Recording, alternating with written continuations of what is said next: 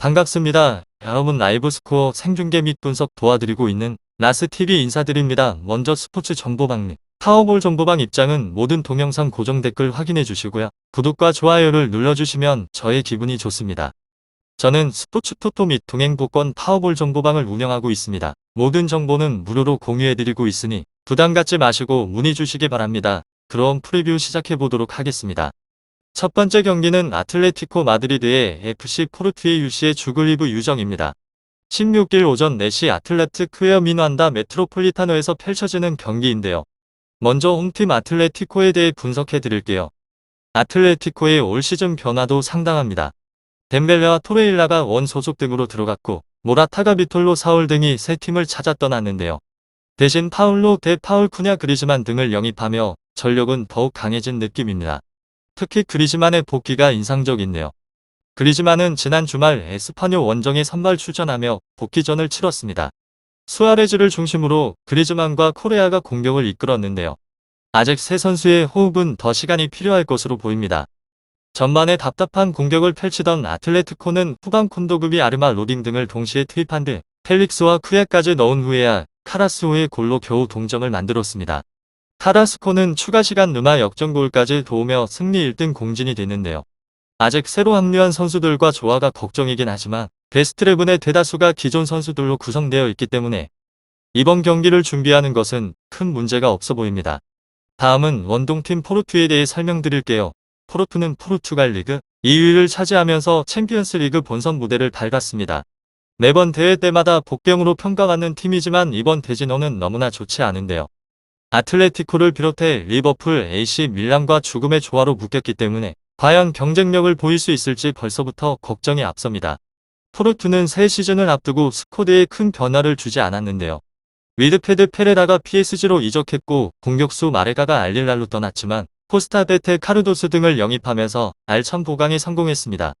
포르투는 4-4-2 포메이션을 기본 전술로 가져가고 있는데 타레미와 마르트는 패스가 투톱으로 주로 나서고 있습니다. 디아즈 코스타 유리베 오타비오가 포진되는 미드필드 드지는 지난해와 다를 바 없기 때문에 조직력에서 강점을 보이고 있는데요. 특히 양 측면 날개로 나서는 디아즈와 오타비오의 스피드가 강력한 무기로 평가됩니다. 패배가 중심입니다. 수비도 경험 면에서 뒤처지지 않는데요. 리그에서는 5경기 무패를 기록 중이긴 하지만 최근 3경기에서 단 1승만을 거뒀다는 점은 다소 아쉬움으로 남습니다. 지난 주말 스프루팅 원정에서는 디아즈의 동점골로 기회를 잡았지만 막판 마라토네스가 퇴장을 당하며 비심을 발휘하지 못한 게 뼈아팠습니다. 아틀레티코와 포르투갈은 2013년에 마지막 맞대결을 펼쳤습니다. 조별리그 2차례 경기에서 아틀레티코가 모두 승리했는데요. 지금의 객관적인 전력도 아틀레티코가 앞서 있다고 평가되며 아틀레티코가 포르투갈 팀과 홈경기에서 11경기 7승 2무 2패의 좋은 성적을 기록하고 있다는 점도 홈팀의 승리 확률을 높여주고 있습니다. 두 번째 경기는 인터밀란 대 레알 마드리드의 위시엘조 빌리브 일정입니다. 16일 오전 4시 인터밀란의 홈인 주세페 메아차에서 펼쳐지는 경기인데요. 먼저 홈팀 인터밀란을 내일 분석해 드릴게요. 인터밀란과 레알 마드리드가 두 시즌 연속 같은 조에 묶였습니다. 샤우타라도네스포도 마찬가지인데요. 체어리프티 아스폴이 워낙 약체이기 때문에 D조는 인터밀란과 레알 마드리드의 이 파전으로 흐를 가능성이 큽니다. 이탈리아 챔피언 인터밀란은 재정난으로 인해 강력한 무기를 늘었습니다. 루카코를 3시에 팔 수밖에 없었고 양칸드레바 폴리타노 하키미, 마리오 등이 새 팀을 찾아 떠나는데요. 제코차라는 걸로 다름이 한던 프레스드 영입했지만 이전에 비해 무게감이 떨어진다는 게 사실입니다. 그래도 출발은 좋았는데요. 개막전에서 차란 한글로와 제코 등 새로 합류한 선수들이 골을 기록하며 4-0 대승을 거뒀고 베로나 원정에서는 우여곡절 끝에 팀에 남은 마르티네스와 코리아가 활약해주며 2연승을 기록했습니다. 하지만 지난 주말 산푸드레의 원정 전쟁 이날 무승부로 인해 에이스 밀란이 끊겼는데요. 이날 무승부로 인해 AC 밀란 AS 로마 선두 경쟁에서 다소 밀리게 됐고 3백 수비에 대한 고민이 늘어났습니다. 특히 오른쪽 측면에 윙백으로 나서고 있는 다름이 아닌 구멍으로 평가가 3경기에서 3골을 내준 수비에 대한 점검이 필요해 보입니다. 다음은 원정팀 레알 마드리드에 대해 설명드릴게요. 레알 마드리드는 그동안 수비의 중심을 잡아주던 라모스와 바란이 틈을 떠나면서 새 시즌 수비가 걱정됐습니다. 알라바와 바이어를 중심으로 수비진을 완전히 개편해야 했는데요. 대신 세바이 스페셜스 베일 요비치카 마빈가가 합류하면서 공격과 중원에 대한 고민은 줄일 수 있었습니다. 시즌 초반에 확실히 수비에 문제가 있어 보였습니다. 개막전에서 벤제마의 활약 속 발라베스를 4대1로 급파하면서 퇴조의 출발을 알렸지만 2라운드 레판테 3골을 실점하면서 무승부를 기록했는데요.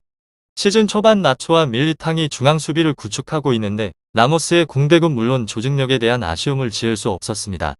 그래도 최근 베티스와 세이타 비고를 차례로 꺾고 다시 연승 가도를 달려 레마드리드의 힘은 확실히 공격에서 나오고 있었습니다. 특히 지난 주말 세타비고전에서는 5골이나 터뜨렸는데요. 벤제마가 해트트릭 활약을 펼쳐줬고 후반 교체 투입된 카마베인가가 데뷔골까지 성공시키며 자신감을 끌어올린 게 큰 수확이었습니다. 경기 초반엔 벤제마와 아자르가 투톱으로 나서다가 후반 들어 4-1-4-1 포메이션으로 변화를 준 것도 인상적이었습니다. 하지만 경기 초반 이 실점을 내준 수비의 문제는 레알 마드리드를 고민에 빠뜨렸습니다.